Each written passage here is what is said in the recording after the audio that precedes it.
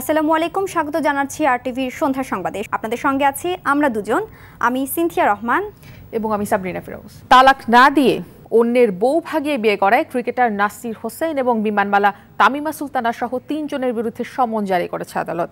বিয়ের ৮ মাস পর প্রমাণ হলো ক্রিকেটার নাসির তামিমার বিয়েটাই অবৈধ। আগের স্বামী রাকিবের সঙ্গে বিবাহ বিচ্ছেদ না করেই নথি জালিয়াতির মাধ্যমে নাসিরের সঙ্গে বিয়ের পিড়িতে বসেছেন তামিমা।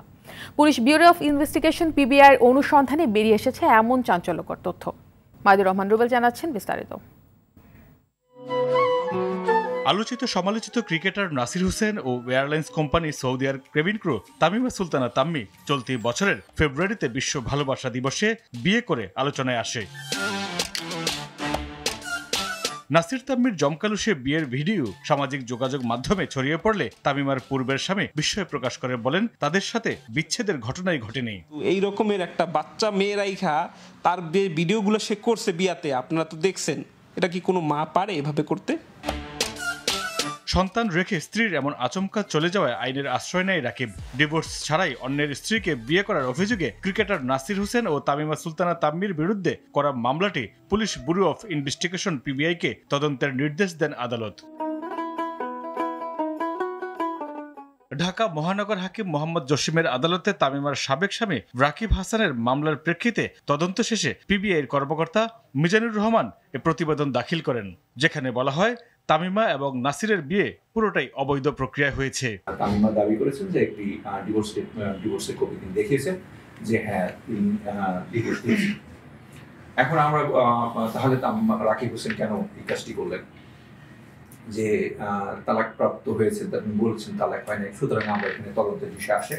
তো তদন্ত করতে গিয়ে দেখা যায় যে একটি তালাক হতে হলে 3টি শর্ত লাগে। একটি হলো কাজীকে সংশ্লিষ্ট কাজীকে উপস্থাপন করা, দ্বিতীয় হলো যিনি তালাকপ্রাপ্ত হবেন বা যাকে তালাক দেওয়া হবে তার বাড়িতে একটি নোটিশ পাঠানো, তৃতীয় হলো যিনি তালাকপ্রাপ্ত হবে তার স্থায়ী ঠিকানায় যে ইউনিয়ন পরিষদ যে আছে ইউনিয়ন পরিষদের যে চেয়ারম্যান সাহেব আছেন ওনার মাধ্যমে একটি নোটিশ সার্ভ করতে হবে। তো প্রথমটি হলো, দ্বিতীয়টিতে দেখা গেছে যে চিঠিতে দিয়ে দাবি করা হয়েছে যে এই নোটিশটি এত তারিখে রাকিব হোসেনের বাসায় সার্ভ করা হয়েছে বা এটি প্রসেস করা হয়েছে। দেখা গেছে যে ডেটে প্রসেস করা হয়েছে সেই ডেটে রাকিব হোসেন ওই বাসায় থাকতেন না। প্রথম স্বামী রাকিবের সাথে জালিয়াতি, প্রতারণা আর সম্মানহানির অভিযোগে তামিমা ও নাসিরকে গ্রেফতারের আবেদন করেছে রাকিবের আইনজীবী। 2011 সালের 26 ফেব্রুয়ারি রাকিব হাসানের সঙ্গে তামিমা সুলতানা তাম্মির বিয়ে হয়। মাইদুর রহমান রুবেল, আরটিভি, ঢাকা। 11 অক্টোবরের মধ্যে জয়েন্ট স্টক কোম্পানির রেজিস্ট্রারকে ইভ্যালির সব নথি দাখিল করতে আদেশ দিয়েছেন হাইকোর্ট। সকালে বিচারপতি মোহাম্মদ খুরশিদ আলম সরকারের বেঞ্চ এ আদেশ দেন। আবেদনের পক্ষে শুনানি করেন আইনজীবী সৈয়দ মাসিব হোসাইন। অর্ডার করে 5 মাসেও পণ্য বা টাকা ফেরত না পাওয়ায় 22 সেপ্টেম্বর এক গ্রাহকের করা আবেদনের শুনানি নিয়ে বুধবার ইভ্যালির সব ধরনের সম্পদ বিক্রি এবং হস্তান্তরে নিষেধাজ্ঞা দিয়েছিলেন হাইকোর্ট। ওই গ্রাহক ইভ্যালির অবসান চেয়ে আবেদন করেছিলেন। তারই ধারাবাহিকতায় ইভ্যালির সব নথি তলব করেছে উচ্চ আদালত। এদিকে প্রতিযোগিতা কমিশনের করা মামলায় হারলে 3 বছরে মোট লেনদেনের শতকরা 1 থেকে 10 ভাগ টাকা জরিমানা দিতে হবে ইভ্যালিকে। প্রতিযোগিতা কমিশনের চেয়ারম্যান মোহাম্মদ মফিজুল ইসলাম বলেন, ইভ্যালির বিরুদ্ধে মামলার কারণেই ধামাকা অফার বন্ধ হয়েছে। এদিকে ইভ্যালির গ্রাহকদের টাকা ফেরত পেতে মামলার বিকল্প নেই বলে জানান attorney general Abu Mohammad Aminuddin. AR বাদলের রিপোর্টে থাকছে বিস্তারিত। আমরা টাকা চাই না, আর কিছু চাই না, আমরা এখন শুধু রাসেল ভাইকে মুক্তি চাই। ইভ্যালির অফারে অতি লোভে ধরা খেয়েছেন এসব মানুষ। টাকা ফিরে পাওয়ার কৌশল হিসেবে তারা প্রতিষ্ঠানের চেয়ারম্যান ও এমডির মুক্তি দাবি করেন। টাকা ফিরে পাওয়া নিয়ে গ্রাহক আর পণ্য সরবরাহকারীরা হতাশ হয়ে নেমেছেন রাস্তায়। ইভ্যালির অসামঞ্জস্য অফারের ফাঁদে পা দিয়ে এখন বিপাকে এসব গ্রাহক আর পণ্য সরবরাহকারীরা। বলে দিতে হবে এই টাকা কিভাবে গ্রাহকরা পাবে। ইভ্যালির অস্বাভাবিক অফারের কারণে প্রতিষ্ঠানটির বিরুদ্ধে 2020 সালের নভেম্বরে মামলা করে বাংলাদেশ প্রতিযোগিতা কমিশন। প্রতিষ্ঠানটির চেয়ারম্যান বলেন, তারা রায় পেলে ইভ্যালিকে জরিমানার মুখে পড়তে হবে। অন্য অফার থাকার কারণে মামলাটা চলমান রয়েছে, এখন আদেশের পর্যায়ে আছে মামলাটা। আমরা হয়তো জরিমানা করতে পারবো, কিন্তু গ্রাহকের টাকা ফেরত দেওয়ার কিন্তু আমাদের সুযোগ নেই, আমরা পারবো না। ব্যবসা বন্ধ করতে পারবো না, এই ক্ষমতা আমাদের নেই। যদি প্রমাণিত হয় যে অস্বাভাবিক মূল্য হ্রাস দিয়ে তারা পণ্য বিক্রি করছে, মানে তার 3 বছরের গড় টার্নওভারের 1 থেকে 10% পর্যন্ত আমরা জরিমানা করতে পারবো। ইভালিতে আটকে যাওয়া টাকা গ্রাহক ও পণ্য সরবরাহকারীরা কিভাবে ফিরে পেতে পারেন এমন প্রশ্নে অ্যাটর্নি জেনারেল আবু মোহাম্মদ আমিনুদ্দিন বলেন, গ্রাহকদের মামলা করতে হবে। টাকা পরিশোধে সংশ্লিষ্ট প্রতিষ্ঠানের সম্পদ না থাকলে আদালতের মাধ্যমেই সিদ্ধান্ত আসতে পারে। এখানে আমাদেরগুলো হয়তো এইভাবে আইন করা হবে, তখন এই সমস্যাগুলো থাকবে না। তাদের প্রতারণার মামলা করতে হবে, গ্রাহকদের যারা প্রতারিত হয়েছেন তাদের মামলা করতে হবে, এবং দেওয়ানি আদালতে যে তাদের যে ক্ষতি যেটা হয়েছে সেটা উদ্ধারের জন্য টাকা আদায়ের মামলা করতে হবে। নিজেদের ক্ষতির মুখে পড়ার ক্ষেত্রে ই কমার্সের গ্রাহকরা দায় এড়াতে পারেন না বলেও জানান দেশের এই সর্বোচ্চ আইনকর্তা। একটি মোটরসাইকেলের দাম যেখানে 3 লাখ টাকা তারা দিচ্ছে 2 লাখ টাকা, তো এই লোকটাকে 2 লাখ টাকা কোত্থেকে দিবে? ক্রেতাদের তো বোঝা উচিত ছিল যে এটা করতে কীভাবে এটা ম্যানেজ করবে, এই টাকাটা কম টাকাটা সে বাকিটা কভার করে দেবে। লোভের ফাঁদে পড়ে কিন্তু তারা আজকেই প্রতারিত হয়েছে। তো তাদেরও উচিত ছিল এই ব্যাপারটা যে লোভে না পড়ে এটা কথা বলা, দেখে শুনে বুঝে এখানে ইনভেস্ট করা। আর বাদল, RTV, ঢাকা। বন্দুকধারীর গুলিতে রোহিঙ্গা নেতা মুহিবুল্লাহ নিহতের ঘটনায় এখনও কাউকে আটক করতে পারেনি পুলিশ। যদিও হত্যার ঘটনায় এখনও মামলা হয়নি, তবে হত্যায় আরশা জড়িত বলে অভিযোগ মুহিবুল্লাহর পরিবারের সদস্যদের। এলাকায় থমথমে পরিস্থিতি বিরাজ করায় আইন শৃঙ্খলা বাহিনীর সদস্য মোতায়েন করা হয়েছে। টেকনাফ প্রতিনিধি শাহিন শাহর তথ্যচিত্রে দীপ্ত চন্দ্রপালের রিপোর্ট। পূর্ণ নাগরিক মর্যাদা নিয়ে সম্মানের সঙ্গে নিজ দেশে ফিরতে খুবই উদ্গ্রীব ছিলেন রোহিঙ্গাদের অন্যতম শীর্ষ নেতা মুহিবুল্লাহ। ফিরে যাওয়ার বিষয়ে নিজ দেশের নাগরিকদের প্রতিনিয়ত উদ্বুদ্ধ করতেন তিনি। রোহিঙ্গা নেতা হিসেবে আন্তর্জাতিক মহলেও ছিলেন সক্রিয়। রোহিঙ্গা সংকটের 4 বছর পূর্তি উপলক্ষে গণমাধ্যমকে দেয়া এক সাক্ষাৎকারে আগামী অক্টোবরে নিজ দেশে ফিরে যাওয়ার আকাঙ্ক্ষার কথা জানিয়েছিলেন তিনি। We can go back after the General Assembly, maybe at the beginning of October.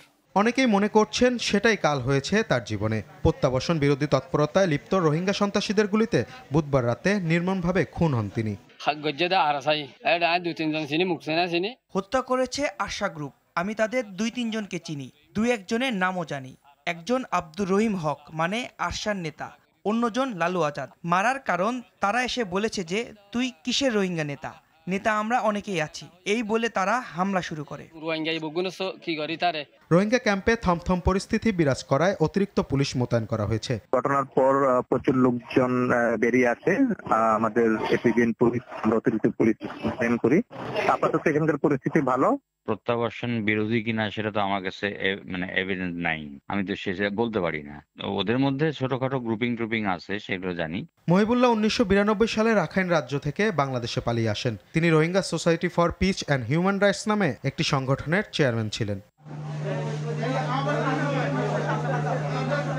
Deepto Chandrapal, RTV। সিলেটে বন্দরবাজার ফাঁড়িতে পুলিশের নির্যাতনে নিহত রায়হান হত্যা মামলার অভিযোগপত্র গ্রহণ করেছে আদালত। সকালে সিলেটের অতিরিক্ত মুখ্য মহানগর হাকিম আদালতের বিচারক আবুল মোমেন এই অভিযোগপত্র গ্রহণ করে পলাতক আসামি আবদুল্লাহ আল নোমানের বিরুদ্ধে গ্রেফতারি পরোয়ানা জারি করেন। এ সময় প্রধান আসামি বহিষ্কৃত SI আকবর হোসেন ভুইয়া সহ সব আসামিকে আদালতে হাজির করা হয়। সিলেট থেকে হোসাইন আহমেদ সুজাদের তথ্যছবিতে আরও জানাচ্ছেন অভি ইসলাম। সিলেটে বন্দরবাজার ফাঁড়িতে পুলিশের নির্যাতনে নিহত রায়হান হত্যা মামলায় গত 5 মে 6 জনের বিরুদ্ধে আদালতে অভিযোগপত্র জমা দেয় তদন্ত সংস্থা police bureau of investigation PBI। বৃহস্পতিবার সকালে সিলেটের অতিরিক্ত মুখ্য মহানগর হাকিম আদালতের বিচারক আব্দুল মোমেন অভিযোগপত্র গ্রহণ করে পলাতক আসামি আবদুল্লাহ আল নোমানের বিরুদ্ধে গ্রেফতারি পরোয়ানা জারি করেন। এ সময় প্রধান আসামি বহিষ্কৃত SI আকবর হোসেন ভুইয়া সহ সব আসামিদের আদালতে হাজির করা হয়। পরে সাংবাদিকদের সঙ্গে কথা বলেন বাদীপক্ষের আইনজীবী। আজকে আসামিদেরকেও ডকে হাজির করা হয়েছিল এবং মাননীয় আদালত আমাদের এই আবেদনটুকু মঞ্জুর করেছেন, অর্থাৎ চার্জশিটটা গৃহীত হয়েছে। এখন পরবর্তীতে বিচারিক কার্যক্রম শুরু হবে। এ সময় ন্যায় বিচার দাবি করেন রায়হানের পরিবারের সদস্যরা। আমার রায়হানের হত্যাকারীদের যতক্ষণ পর্যন্ত ফাঁসি না হয়, যতক্ষণ পর্যন্ত বিচার না হয়, ততক্ষণ পর্যন্ত আমরা মন শান্তি নাই এবং এরা যদি বের হয়ে যায় আমাদের নিরাপত্তা নাই। গত বছর 10ই অক্টোবর নগরীর আখালিয়ার বাসিন্দা রায়হান আহমেদকে বন্দরবাজার পুলিশ ফাঁড়িতে তুলে এনে নির্যাতন করা হয়। পরের দিন 11ই অক্টোবর তার মৃত্যু হয়। পরে রায়হানের স্ত্রী বাদী হয়ে কোতোয়ালি থানায় মামলা করেন। অভি ইসলাম, টিভি। এদিকে রংপুর মেট্রোপলিটন পুলিশের এএসআই পিয়ারুল ইসলাম হত্যা মামলায় মাদক ব্যবসায়ী পলাশ মিয়ার 3 দিনের রিমান্ড মঞ্জুর করেছে আদালত। দুপুরে রংপুর মেট্রোপলিটন ম্যাজিস্ট্রেট হারাগাছ আদালতের বিচারক আল মাহবুব এই রিমান্ড মঞ্জুর করেন।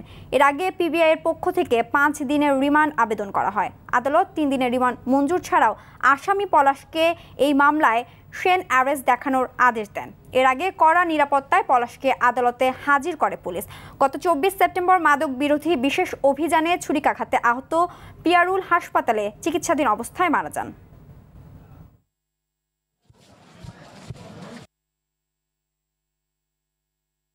আসামিকে বিজ্ঞ আদালতে নিয়ে আসা হয়েছে এবং তার একটি রিমান্ড হিয়ারিং আজকে হয়েছে এবং আমাদেরকে 3 দিনের রিমান্ড দিয়েছে এবং আমরা ইন ডিটেইল তদন্ত করে যত দ্রুত সম্ভব আমরা এই প্রতিবেদনটি আমরা বিজ্ঞ আদালতে দেব। যুক্তরাষ্ট্রের মেরিল্যান্ডে নবনির্মিত বাংলাদেশ হাউস উদ্বোধন করেছেন প্রধানমন্ত্রী শেখ হাসিনা। গতকাল স্থানীয় সময় বিকেল 4:30টায় হাউসের উদ্বোধন করেন তিনি। এর আগে বাংলাদেশ হাউস প্রাঙ্গণে একটি গাছের চারা রোপণ করেন। বাংলাদেশ হাউসের উদ্বোধন শেষে প্রধানমন্ত্রী মোনাজাতে অংশ নেন। এরপর যুক্তরাষ্ট্রে নিযুক্ত বাংলাদেশি কূটনীতিক ও তাদের পরিবারের সদস্যদের সঙ্গে কুশল বিনিময় করেন প্রধানমন্ত্রী। এ সময় পররাষ্ট্রমন্ত্রী ডক্টর এ.কে. আব্দুল মোমেন, পররাষ্ট্র সচিব মাসুদ বিন মোমেন, যুক্তরাষ্ট্রে নিযুক্ত রাষ্ট্রদূত মোহাম্মদ শহীদুল ইসলাম সহ অনেকেই উপস্থিত ছিলেন। কাল রাতে হেলসিঙ্কি হয়ে দেশে ফেরার কথা রয়েছে প্রধানমন্ত্রী শেখ হাসিনার।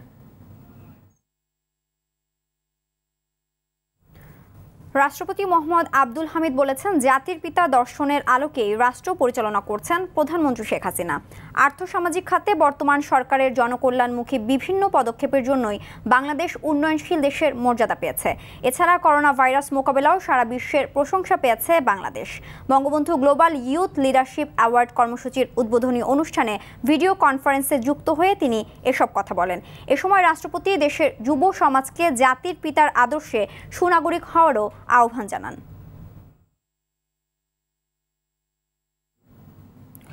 ঢাকার আশেপাশে 8 মাত্রার ভূমিকম্প হলে ভেঙে পড়বে 72,000 ভবন, হতাহত হবে 2 থেকে 2.5 লাখ মানুষ। এমন আশঙ্কা নগর পরিকল্পনাবিদ ও গবেষকদের। জাতিসংঘের জরিপে ভূমিকম্পের জন্য বিশ্বের ঝুঁকিপূর্ণ 20টি শহরের অন্যতম রাজধানী ঢাকা।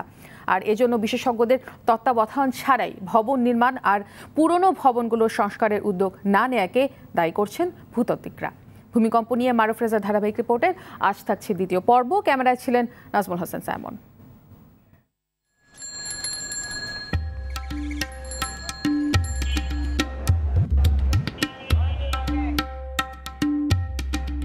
বাউন্ন বাজার 53 গলি, এই হলো পুরান ঢাকা। শত বছরের ঐতিহ্যবাহী নকশাকার ভবন যেখানে দেখা মেলে এখনো। এই পুরান ঢাকায় গেল কয়েক দশকে জনসংখ্যা বেড়েছে কয়েক গুণ, কিন্তু সেই তুলনায় সংস্কার করা হয়নি বাসস্থান। ফলে শত বছরের এক একটি ভবন এখন এক একটি মৃত্যুর ফাঁদ হয়ে দাঁড়িয়েছে এখানকার বাসিন্দাদের জন্য। ভূমিকম্পের চরম ঝুঁকিতে থাকা এই রাজধানী ঢাকার বেশিরভাগ ভবনই এই পুরান ঢাকায় অবস্থিত। এ বিষয়ে সিটি কর্পোরেশন কিংবা রাজুকের বারবার নির্দেশনা থাকলেও সেটি কেবলই কাগজে কলমে সীমাবদ্ধ। এর ফলে ভূতাত্ত্বিকরা আশঙ্কা করছেন একটি মাঝারি মানের ভূমিকম্পই ধ্বংস বয়ে আনতে পারে এই পুরান ঢাকায়। দুর্যোগ ব্যবস্থাপনা ব্যুরোর তথ্য অনুযায়ী ঢাকায় প্রায় 3.5 লাখ ভবনের 40 ভাগই ভূমিকম্পে ঝুঁকিপূর্ণ, যার বেশিরভাগই পুরান ঢাকায়। এবার যাওয়া যাক আধুনিক ঢাকায়। এটি ঢাকার অভিজাত এলাকা বনানীর এক অফিস পাড়া, যেখানে দালান নির্মাণে চাকচিক্যকে প্রাধান্য দিলেও মানা হয়নি দূরত্ব। এর ফলে শক্তিশালী মাত্রা ভূমিকম্প হলে তৎক্ষণাৎ নিরাপদ দূরত্বে যাওয়ার পরিস্থিতিও নেই। রাজুকে আমরা স্কুল বিল্ডিংগুলো চেক করছি, সেই জন্য স্কুল বিল্ডিংগুলো একটু হয়তো দুর্বল, কিন্তু ওভারঅল আমি মনে করি যে আমাদের তখনকার একটা স্টাডি এবং যেই আমাদের ডেটাগুলো আছে যে অ্যাটলিস্ট 30 থেকে 40% ঢাকার বাসা কিন্তু খুব একটা ভালো অবস্থা নেই। ওভারঅল ঢাকার আসলে আমি মনে করি যে বাসার রেজিস্ট্যান্স ক্যাপাসিটি ভূমিকম্পের জন্য খুব একটা ভালো নাই। বুয়েট সিডিএমপির গবেষণা বলছে, রিক্টার স্কেলে 7.5 মাত্রার ভূমিকম্প হলে ধসে পড়বে 72,000 ভবন, ধ্বংসস্তূপ হবে 7 কোটি টন কনক্রিট। শুধু পুরান শহর নয়, নতুন শহরেও কিন্তু এটা ঘটতে পারে এবং আরও বেশি ভালনারেবল হতে পারে। কারণ হচ্ছে যে নতুন যেদিকে যাবেন সেদিকে কিন্তু ফিলিং আর্থ, ভরাট করা জমির উপর কিন্তু বিল্ডিং করা হচ্ছে, বা লো ল্যান্ডের উপর করা হয়েছে, ওয়েটল্যান্ডের উপর করা হচ্ছে।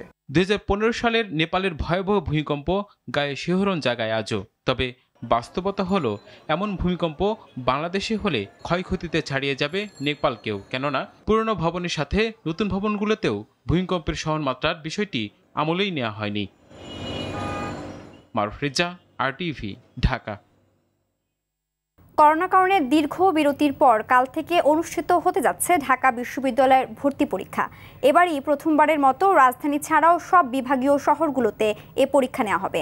কাল অনুষ্ঠিত হবে ক ইউনিটের পরীক্ষা, এরপর খ ইউনিটের 2 অক্টোবর, চ ইউনিটের 9 অক্টোবর, গ ইউনিটের 22 অক্টোবর, ঘ ইউনিটের পরীক্ষা হবে 23 অক্টোবর। আগামী 5 অক্টোবর খোলা হবে হল। এরপর টিকা দেওয়ার সাপেক্ষে শুরু হবে ক্লাস। এদিকে রাজশাহী বিশ্ববিদ্যালয়ের আবাসিক হল সমূহ খোলা হবে আগামী 17 অক্টোবর এবং 20 অক্টোবর থেকে সশরীরে ক্লাস শুরু হবে। বিকেলে বিশ্ববিদ্যালয়ের শহীদ তাজউদ্দিন সিনেট ভবনে অনুষ্ঠিত একাডেমিক কাউন্সিলের সভায় সিদ্ধান্ত হয়। বিশ্ববিদ্যালয়ের নাট্যকলা বিভাগের শিক্ষক ও একাডেমিক কমিটির সদস্য অধ্যাপক আতাউর রহমান রাজু বলেন, আগামী 17 অক্টোবর থেকে আবাসিক হল সমূহ খোলা হবে এবং 20 অক্টোবর থেকে ক্লাস শুরু হবে। এবছর শীতকালীন ও গ্রীষ্মকালীন ছুটি বাতিল করার সিদ্ধান্ত হয়েছে। সিরাজগঞ্জের রবীন্দ্র বিশ্ববিদ্যালয়ের 14 শিক্ষার্থীর চুল কেটে দেওয়ার ঘটনায় অভিযুক্ত শিক্ষিকা ফারহানা ইয়াসমিনের অপসারণ দাবিতে তৃতীয় দিনের মতো অনশন করছে শিক্ষার্থীরা। সকাল থেকে বিশ্ববিদ্যালয়ের প্রশাসনিক ভবনের সামনে অবস্থান নিয়ে অনশন শুরু করে তারা। এ সময় 4 শিক্ষার্থী অসুস্থ হয়ে পড়ে। গেল রোববার বিশ্ববিদ্যালয়ের সাংস্কৃতিক ঐতিহ্য ও বাংলাদেশ অধ্যয়ন বিভাগের প্রথম বর্ষের ফাইনাল পরীক্ষার হলে ঢোকার সময় ফারহানা ইয়াসমিন 14 জন শিক্ষার্থীর চুল কাঁচি দিয়ে কেটে দেন। এতে শিক্ষার্থী তুহিন প্রতিবাদ করলে তাকে কক্ষে ডেকে নিয়ে বিশ্ববিদ্যালয় থেকে স্থায়ীভাবে বহিষ্কারের হুমকি দেন শিক্ষিকা ফারহানা ইয়াসমিন।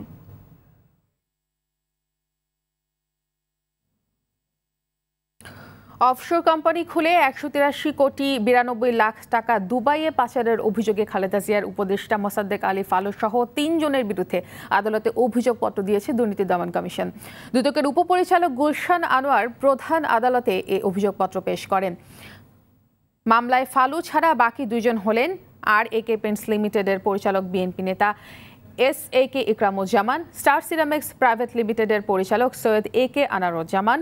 অভিযোগপত্রে বলা হয়েছে তারা 3 জন 2010 সালে দুবাইয়ে Al Madina international limited, 3 star limited development EU নামে অফশোর কোম্পানি খোলেন এবং বাংলাদেশে দুর্নীতির মাধ্যমে অর্জিত 183 কোটি 92 লাখ টাকা দুবাইয়ে পাচার করেন। এ অর্থের কোনো বৈধ কাগজপত্র তারা দেখাতে পারেননি।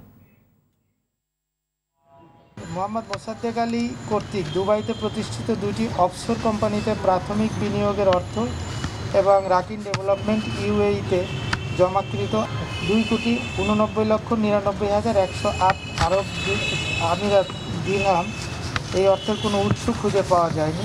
এই অর্থ মূলত বাংলাদেশ থেকে দুর্নীতির মাধ্যমে অর্জন করে অবৈধ প্রক্রিয়ায় দুবাইতে পাচার করে এই সকল কোম্পানিতে জমা করেছেন। রাসেল ভাইপার বা চন্দ্রবোরা নামটি শুনলেই গা শিউরে ওঠে। যেমন বিষধর তেমনি হিংস্র, যার এক কামড়েই ঘটতে পারে মৃত্যু। সম্প্রতি বিষধর এই সাপটি ছড়িয়ে পড়েছে পদ্মা তীরবর্তী বিভিন্ন অঞ্চলে।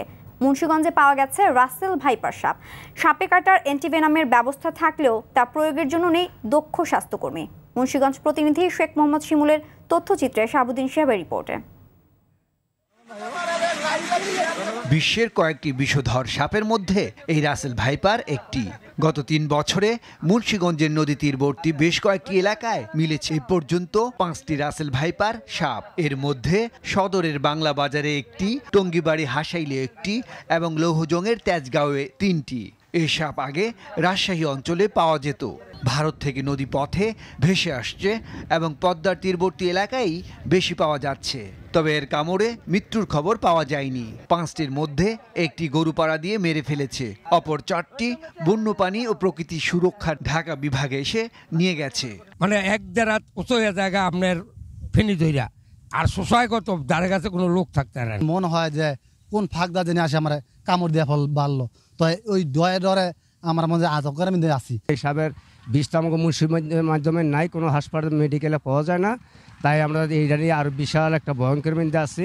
জেলার লোহজংয়ে এই বিষয়ে সচেতনতামূলক পরামর্শ দিয়েছেন বন্যপ্রাণী ও প্রকৃতি সুরক্ষা বিভাগ। জেলায় এ বিভাগের কোনো অফিস না থাকায় অফিস করার প্রস্তাব করেছেন মুন্সিগঞ্জ সামাজিক বনাঞ্চল নার্সারি ও প্রশিক্ষণ মুন্সিগঞ্জ।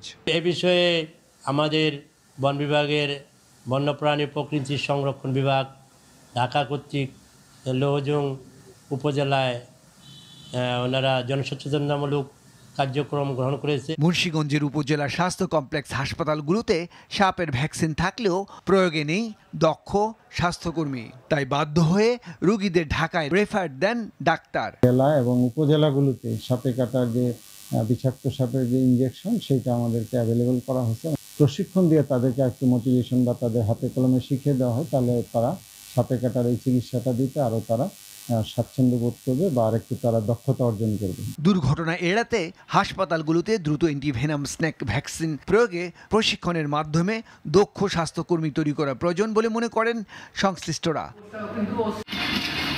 শাহাবুদ্দিন শিহাব, RTV।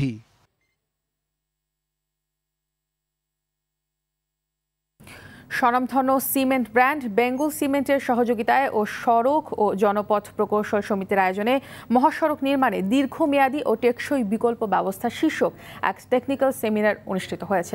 রাজধানীর তেজগাঁওয়ে সড়ক ও জনপথ অধিদপ্তরে সভাকক্ষে এই সেমিনারে মূল প্রবন্ধ উপস্থাপন করেন বাংলাদেশ প্রকৌশল বিশ্ববিদ্যালয়ের সিভিল ইঞ্জিনিয়ারিং বিভাগের অধ্যাপক ডক্টর শামসুল হক। অনুষ্ঠানে বেঙ্গল সিমেন্টের চিফ অপারেটিং অফিসার আসাদুল হক সুফিয়ানি বলেন, বাংলাদেশের যোগাযোগ ব্যবস্থার আধুনিকায়নে সড়ক ও জনপথ প্রকৌশলীদের ভূমিকা প্রশংসনীয়। দেশের উন্নয়নে বেঙ্গল সিমেন্টকে পাশে রাখায় কৃতজ্ঞতাও জানান তিনি। এ সময় বেঙ্গল সিমেন্টের প্রতিনিধি হিসেবে সরোজ কুমার বড়ুয়া সহ প্রতিষ্ঠানটির প্রকৌশলীরা উপস্থিত ছিলেন। র্যাঙ্কস ইলেকট্রনিক্স লিমিটেড বাজারে নিয়ে এলো সনি ব্রাভিয়া জে সিরিজের LED টিভি। বিকেলে কৃষিবিদ ইনস্টিটিউটের সেমিনার হলে আনুষ্ঠানিক বাজারজাত করার ঘোষণা করল সনি র্যাঙ্কস। এই অনুষ্ঠানের মাধ্যমে বাংলাদেশের বাজারে অফিসিয়ালভাবে বিশ্বের প্রথম কগনিটিভ ইন্টেলিজেন্স টিভির যাত্রা শুরু হলো। অনুষ্ঠানে উপস্থিত ছিলেন র্যাঙ্কস ইলেকট্রনিক্স লিমিটেডের chairman Akhtar Hossain, vice chairperson Sachimi Hossain, managing director Ekram Hossain সহ অন্যান্য বিভাগীয় কর্মকর্তাগণ।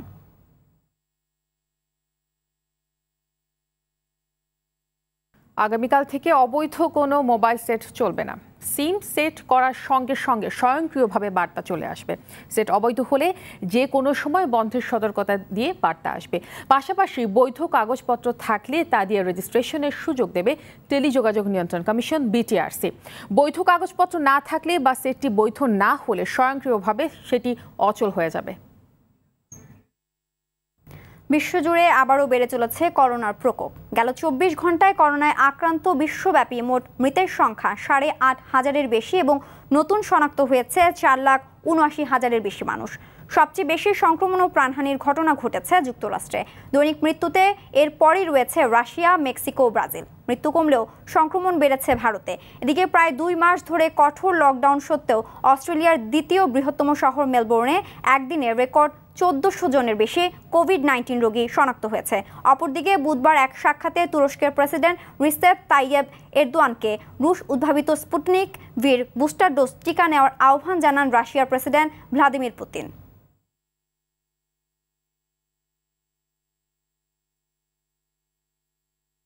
ক্রিকেট মাঠে এবার নতুন রূপে দেখা গেল মাশরাফি বিন মুর্তজাকে। 22 গজের আঙিনায় ক্যামেরায় ধরা পড়লেন বোলিং কোচ হিসেবে। জাতীয় দলের স্পিড স্টার তাসকিনকে শেখালেন বোলিংয়ের নতুন কৌশল। ম্যাচের শিক্ষা বিশ্বকাপের মঞ্চে কাজে লাগবে বলে জানালেন তাসকিন আহমেদ। বিস্তারিত থাকছে মমিন রহনের রিপোর্টে। প্রায় 1 বছর পর 22 গজে দেখা গেল বাংলাদেশ ক্রিকেটের অন্যতম সফল অধিনায়ক মাশরাফি বিন মুর্তজাকে। তবে এবার ক্রিকেট খেলতে নয়, ম্যাচ হাজির ক্রিকেট শেখাতে। দুদিন বাদে টি-20 বিশ্বকাপ খেলতে আরব আমিরাতের পথে উড়াল দেবে টাইগাররা। তার আগে নড়াইল এক্সপ্রেসের কাছ থেকে বোলিংয়ের কিছু কৌশল শিখতে চান তাসকিন। তাই সাবেক কাপ্তানকে ফোন করে মাঠে আসতে অনুরোধ করেছিলেন। ছোট ভাইয়ের ডাকে মিরপুরে ছুটে আসেন ম্যাচ। ব্যস্ততার মাঝে যে মাশরাফি ভাই আমাকে সময় দিছে এটাই তো অনেক। তো অনেকদিন ধরে বলছিলাম, কারণ আর আমার স্লোয়ারটা অন্যদের তুলনায় যেহেতু একটু পিছিয়ে আমি, যাতে ইমপ্রুভ হয়, এজন্যই ভাইয়া একটু সময় দিলেন। কদিন বাদেই বিশ্বকাপের বড় মঞ্চে লড়বে বাংলাদেশ। নিজেকে তুলে ধরার দারুণ সুযোগ তাসকিনের সামনে, কাজে লাগাতে চান মাশরাফির দেখানো কৌশল। বাট যে গ্রিপটা দেখিয়েছে এই গ্রিপটা আমার আগের গ্রিপের থেকে একটু ভিন্ন, তো আশা করি আমি যদি এই জিনিসটা আয়ত্তে আনতে পারি আমার জন্য হেল্পফুল হবে, আমি আশাবাদী। 17 অক্টোবর শুরু টাইগারদের বিশ্বকাপ মিশন। মমিন রোহন, RTV, ঢাকা। সাফ চ্যাম্পিয়নশিপের 13তম আসরে নিজেদের প্রথম ম্যাচে কাল শ্রীলঙ্কার মুখোমুখি হবে বাংলাদেশ। মালদ্বীপের ন্যাশনাল স্টেডিয়ামে খেলা শুরু হবে বাংলাদেশ সময় বিকেল 5টায়। 2003 সালে ঢাকায় অনুষ্ঠিত সাফ চ্যাম্পিয়নশিপের শিরোপা জিতেছিল বাংলাদেশ। 2 বছর পর দক্ষিণ এশিয়ান ফুটবলের সর্বোচ্চ আসরে হয়েছিল রানার্স আপ। 2009 সালে শেষ 4 গিয়ে থামে বাংলাদেশের দৌড়। পরের 4 আসরে গ্রুপ পর্ব থেকে বিদায় নেয় লাল সবুজের দলটি। গত 1 দশক ধরে সাফ চ্যাম্পিয়নশিপের গ্রুপ পর্বে আটকে যাওয়া বাংলাদেশ এবার ফিরিয়ে আনতে চায় 2003-এর স্মৃতিতে, ঘোচাতে চায় দীর্ঘ 1.5 যুগের আক্ষেপ। ম্যাচ জিতে চ্যাম্পিয়ন হতে চায় জামাল ভুঁইয়ারা। শ্রীলঙ্কার বিপক্ষে জয় দিয়ে শুরু করতে চায় সাফ championship. Bangladesh cricket board BCB পরিচালনা পরিষদের নির্বাচনের মনোনয়ন প্রত্যাহারের শেষ দিনে ক্লাব ক্যাটাগরি থেকে শওকত আজিজ রাসেল মনোনয়নপত্র প্রত্যাহার করেছেন। এর ফলে বিসিবি পরিচালকের 23টি পদের বিপরীতে এখন লড়বেন 31 জন। প্রিজাইডিং অফিসার আলী রেজা তথ্য জানিয়েছেন, গত 24 ও 25 সেপ্টেম্বর মোট 32 জন মনোনয়ন তোলেন। তারা সবাই 27 সেপ্টেম্বর মনোনয়ন জমা দেন। আজ প্রকাশ করা হয় প্রার্থীদের চূড়ান্ত তালিকা। তার আগে প্রার্থীদের প্রত্যাহারের সুযোগ ছিল সবার, কিন্তু শওকত আজিজ রাসেল ছাড়া কেউ প্রত্যাহার করেনি। ক্যাটাগরি 1 থেকে 13 জন, ক্যাটাগরি 2 থেকে 16 জন ও ক্যাটাগরি 3 থেকে লড়ছেন 2 জন। বিসিবি নির্বাচন আগামী 6 অক্টোবর অনুষ্ঠিত হবে। একজন এখন 31-এ দাঁড়িয়েছে এবং যিনি প্রত্যাহার করেছেন উনি হচ্ছেন ক্যাটাগরি 2 থেকে। অর্থাৎ এখন যেটা দাঁড়াচ্ছে সেটা হচ্ছে আপনার ক্যাটাগরি 1-এ হচ্ছে 13 জন, ক্যাটাগরি 2-তে হচ্ছে 16 এবং ক্যাটাগরি 3-তে হচ্ছে 2, এই মোট 31। ওই যে ওনার নাম হচ্ছেন শওকত আজিজ রাসেল, যিনি উদ্যোগ করেছেন। দর্শক, করোনা ভাইরাস নিয়ে আতঙ্কিত হবেন না, সতর্ক হন, নিজে পরিচ্ছন্ন থাকুন, মাস্ক পরুন, অন্যকেও সচেতন করুন। এই সংকট মুহূর্তে প্রয়োজনীয় সব তথ্য নিয়ে আপনাদের পাশে আছে RTV। সন্ধ্যার সংবাদ এ পর্যন্তই। RTV সবশেষ সংবাদ জানতে যে কোনো মোবাইল ফোন থেকে 2414 নম্বরে ডায়াল করুন। আর মোবাইল ফোনের সংবাদ দেখতে অ্যাপ স্টোর, গুগল প্লে বা উইন্ডোজ স্টোর থেকে ডাউনলোড করুন RTV অ্যাপস। এছাড়াও তাৎক্ষণিক ও বিনোদন সংবাদ জানতে বিশ্বের যে কোনো প্রান্ত থেকে ভিজিট করুন rtvonline.com, facebook.com/rtvonline ও youtube.com/rtvdigitals। এখন থেকে RTV সব বিনোদনমূলক অনুষ্ঠান দেখতে পারবেন RTV প্লাসে। ধন্যবাদ সবাইকে। ধন্যবাদ।